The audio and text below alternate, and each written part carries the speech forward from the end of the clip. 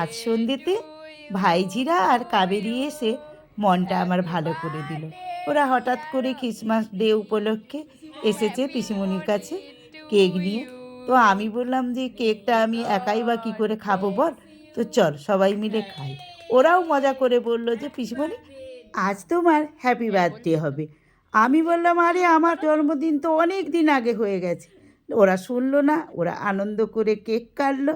সত্যি বলছি, এই অসুস্থ হয়ে যাওয়ার পরে না ঘরের মধ্যে একা একা ভালো লাগে না, কেউ এলে না ভীষণ ভালো লাগে।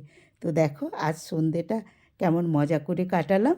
তো বন্ধুরা, আমি ঘাটাল থেকে তোমাদের সবার প্রিয় হাসি খুশি মিঠুদি।